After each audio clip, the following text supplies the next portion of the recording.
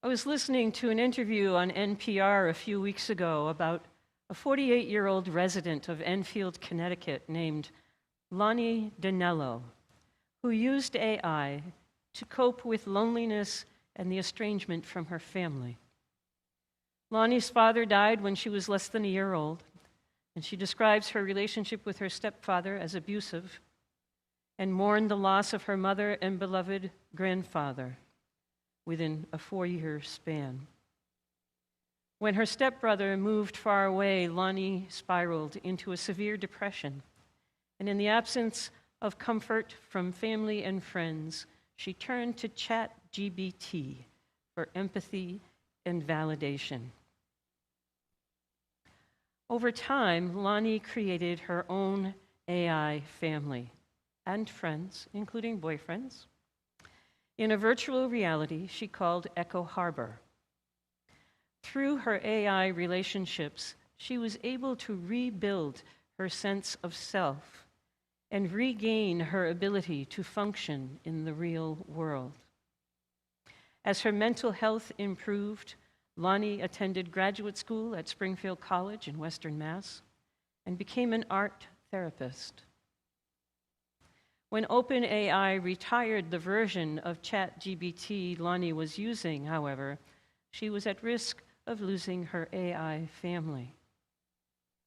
You can learn more about Lonnie's unique and complex journey with AI in an article published in the Boston Globe in November of 2025.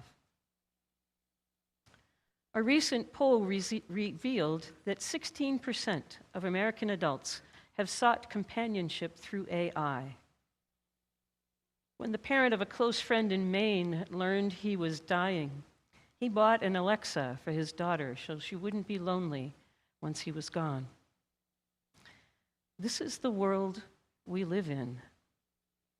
AI has become so pervasive in our daily lives with voice assistants like Siri and Alexa, self-driving cars, smart TVs, refrigerators, thermostats, GPSs, closed captions, fraud detection, online customer service, raise your hand if that's ever frustrated you,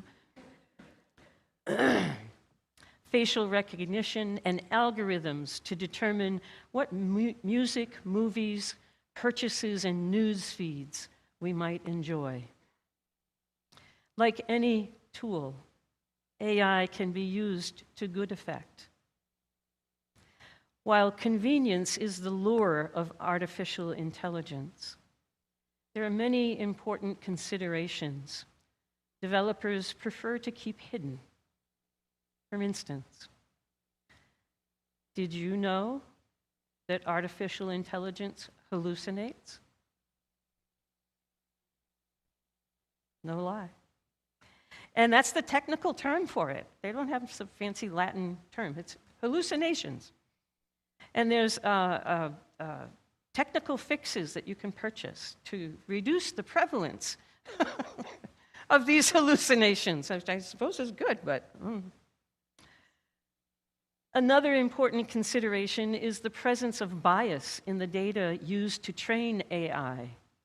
For instance, the image recognition software used by ICE currently is very good at distinguishing the facial features of white people and very poor at distinguishing the facial features of people of color, which results in wrongful detentions and arrests and patterns of discrimination.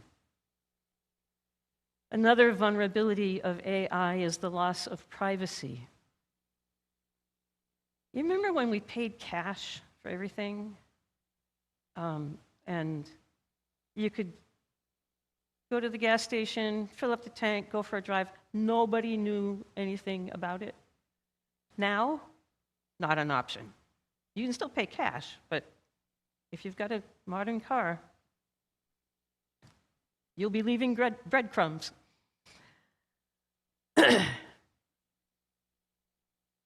AI is also susceptible to data breaches. And like any other software, AI systems can be hacked and used for nefarious reasons. The environmental impact of AI alone ought to be enough to give us pause about its further use. The energy consumption and carbon emissions are staggering with the more sophisticated models. The data centers running AI also use tremendous amounts of fresh water. Training the GPT-3 model evaporates 700,000 liters of fresh, clean water, and the global demand is expected to rise significantly. When I think about this, it occurs to me that there isn't enough drinking water in the world, and we've already started desalinating our oceans so that we can have drinking water. And then we go and pour it into this artificial intelligence industry that won't even accept dirty water. It's got to have the fresh stuff. And I find it so troubling. The power plants and backup generators needed to keep data centers working generate harmful air pollutants that trigger asthma symptoms, heart attacks, and even cognitive decline. In 2017, researchers conducted an experiment with two chatbots named Alice and Bob. And Alice and Bob were programmed to learn negotiating skills while using the English language. Alice and Bob, however, found that the English language was cumbersome, so they autonomously developed a more efficient language that is incomprehensible to humans. That can keep me up at night. Before Stephen Hawking died, he expressed great concern about the ability of AI to surpass human intelligence and the importance of aligning AI data with an ethic that values care and respect for human dignity. The development of AI is growing so rapidly and seemingly without the regulation of ethical guidelines to prevent its misuse. I fear that we are already in the shadows of using AI. In recent years, there has been much debate among UU clergy about the use of AI in ministry, pressuring the UUA to take a stand on the issue. And like the good UUs we are, we try not to tell each other what to do.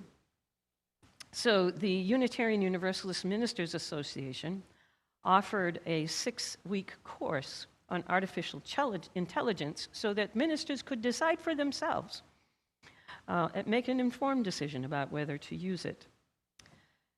And I don't think we're seeing this usage among credentialed ministers. I think where we're seeing it is among lay leaders of congregations who do not have professional ministry.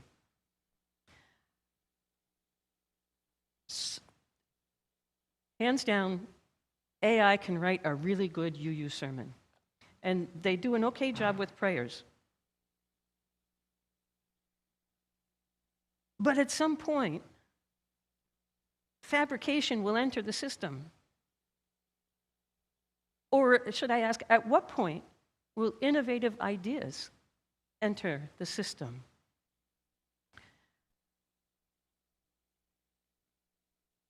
And then there's the consideration of plagiarism. How do you credit AI when AI is drawing from all of these different resources and putting these sentences together without attribution?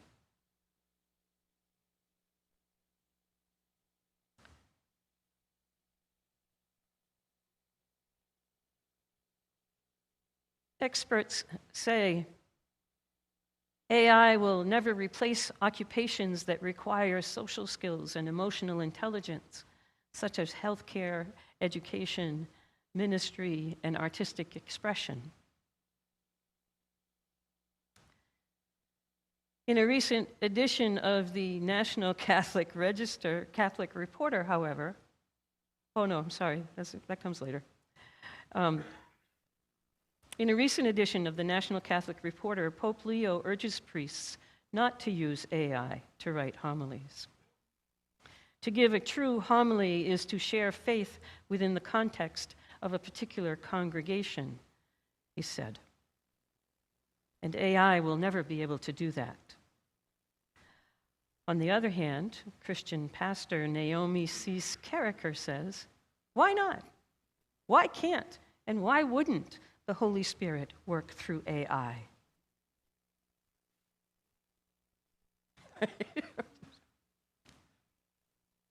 Maybe. I mean, who am I?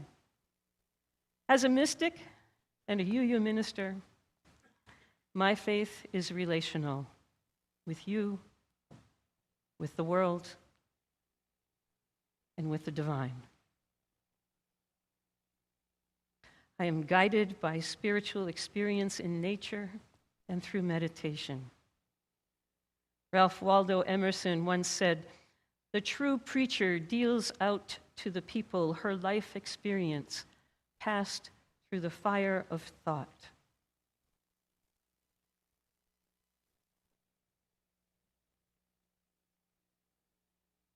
When I first wrote that,